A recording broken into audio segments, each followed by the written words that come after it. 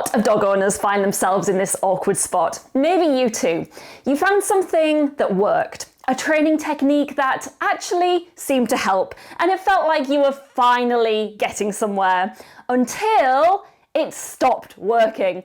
And the thing that you used to rely on just doesn't seem to have the same effect anymore. Your dog's still reacting, you're still on edge, and you're left thinking, is this as good as it gets? Well, absolutely not. It does get better. This is probably just a sign that you've reached your next stage. In today's episode, we're stepping back to look at the big picture, how the different parts of the overall training process fit together, why it's normal to hit this kind of plateau, and the critical mistake that keeps so many dog owners stuck. Hi, it's Katie, dog fanatic, coffee addict, and your guide to stress-free dog walks.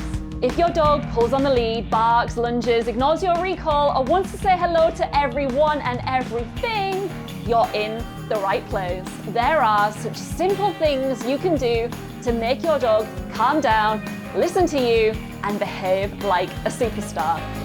Nothing will boost your confidence quicker so that you can enjoy relaxing walks with a dog you're proud of. Welcome to Stress-Free Dog Walks. This is what I call one of my big picture strategy episodes, so that you can see not just where you are right now, but the steps ahead as well. Because I don't think that trainers talk about the different parts of the training process enough. The road exists, whether you see it or not, so hiding it doesn't make it disappear. It just means that you're walking it in the dark and wondering why you're not getting anywhere. So if you are the kind of dog owner that likes to see the road ahead, to know where you're going, this is for you. We follow a 5-part treatment plan in Club Dogwood, and members tell me it's a big relief knowing that they have a plan rather than just being given a scattering of training techniques. So I'm going to guide you through 2 of those 5 steps today: distraction defeaters and counter conditioning. Don't worry if those words mean absolutely nothing to you right now, I'll fill you in. Distraction defeaters are what we in Scent Venture call quick and simple cues that gain and keep your dog's attention. Once you have their focus, you can move them away from the trigger, like another dog, a person, a squirrel, whatever it is, without a barking, pulling, lunging meltdown. Or you can let that trigger pass you while your dog stays nice and calm. Distraction defeaters make a huge difference, but one thing I love most about them is that they're not only doing great things for your dog's behavior, but they also help you become skilled at actually training your dog. So they prepare you for the higher stake training that comes next. We'll get onto that shortly. Because it's not just your dog who needs to be competent and confident. You'll feel so much better when you're prepared and when you've mastered the important mechanics of training, such as coordinating your hands, your arms, your legs, your lead, your treat pouch, but all without pressure. At this stage, you and your dog become a well-oiled machine, fully ready for the precision timing that you'll need next. Distraction defeaters do what they say on the tin. They distract your dog from their triggers to prevent pulling, barking, and lunging. They are an amazing help. So amazing, in fact, that a lot of dog owners get stuck on them. They stay here without moving on. And here's why that's a problem. Distraction defeaters distract, but they don't fix the root cause. So if your dog is worried or overstimulated, they will cope better out there on the walk with distraction defeaters. But unless you actually help them feel differently about that trigger, you will still see reactions. I've got a question in my inbox right now, and I get this same question all the time from people who are using distraction defeaters, but now they're stuck. The distraction defeaters just aren't solving all of their problems. She's still barking at larger dogs, or he's responding well to my distraction defeaters, but still reacting outside of them. Distraction defeaters are not designed to take you across the finish line. They've served their purpose by bringing you this far. You've massively reduced meltdowns, you can get your dog's attention on cue, and they're calmer overall. Now you need to take the leap to the next stage. If distraction defeaters are level 1, counter-conditioning is level 2. Counter-conditioning actively changes your dog's emotions to their triggers. It changes their response from fear or frustration to calm confidence. And that is why you will want to move on to counter-conditioning from distraction defeaters. Freedom. When your dog feels differently, they behave differently without you having to prompt and cue them all the time. You won't always have to rely on micromanaging and distraction and having eyes in the back of your head. You can trust your dog so you can genuinely relax out there on your stress-free walks. In counter-conditioning, you pair the triggers, such as other dogs, with something your dog loves, such as food or praise, to create a new association. The brain is rewired. The trigger now triggers positive emotions instead of negative. Again, when your dog feels differently, they behave differently without having to constantly be prompted and distracted. Okay, so counter-conditioning sounds great. Why don't we just start there and not bother with the distraction defeaters? Well, your dog probably just isn't ready for them yet if you haven't got distraction defeaters working for you first.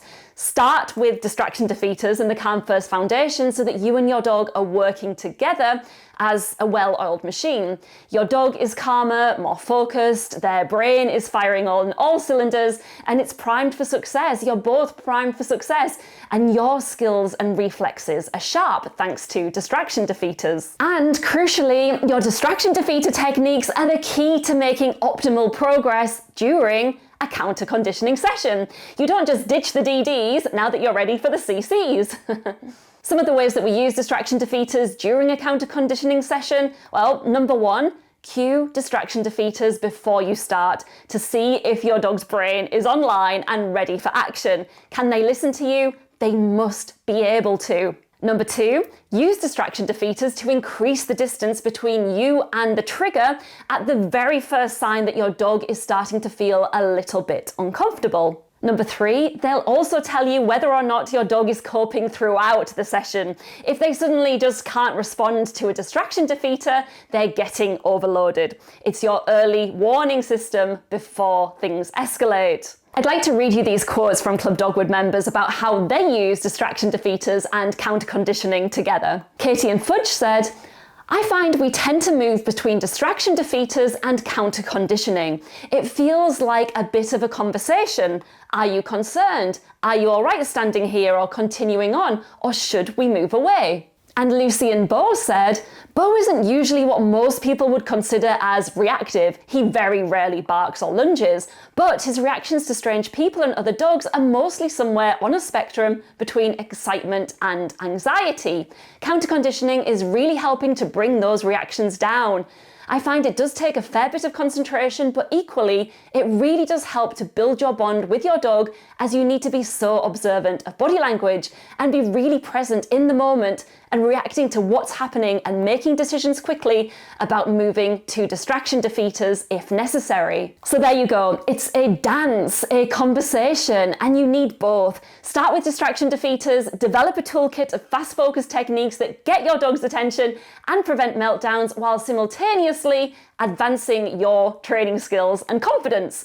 Once they're working reliably, then use them alongside counter-conditioning to change how your dog feels, which changes how they behave. So you no longer need to micromanage them and you can trust them out there on your stress-free dog walks. Don't rush from distraction defeaters to counter-conditioning, but do keep moving forward. Don't get stuck on distraction defeaters. All right, I hope this episode helped you see how the pieces of the training puzzle fit together and know the direction that you're heading in overall. It's just really nice to have a map sometimes, isn't it? Club Dogwood, you've got the brand new installment of our counter-conditioning course coming out in a few days' time, and I can't wait to see what you achieve with it. Everyone else, I will see you next week for more stress-free dog walk strategy. Oh, wait. Before you go, I would love to send you a copy of my Calm K9 Canine Blueprint completely free as a gift. All you have to do is like this video, subscribe to the channel, and comment Calm Canine below, because it really helps other dog owners find the support that they need too. The blueprint is my 10-page plan where I'll give you the big picture of everything that's needed to create a calm, relaxed dog. So if you're wondering, yes, I would love to have a chill dog who listens to me, but where do I even start? Well, this is it. This is where you start. It also includes a soothing, calming audio track for you and your dog to listen to together.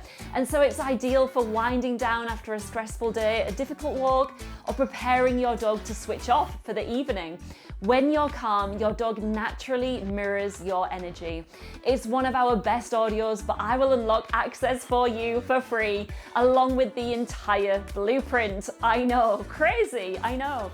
So just like this video, subscribe to the channel, and comment Calm Canine below. Take a screenshot of your comment and then head over to stressfreedogwalks.com/comment to upload it. And then I'll send you the Calm Canine Blueprint and audio track free. Again, head over to stressfreedogwalks.com/comment to upload your screenshot and get access. Thanks so much for all your support, and I can't wait to hear how the show has helped you.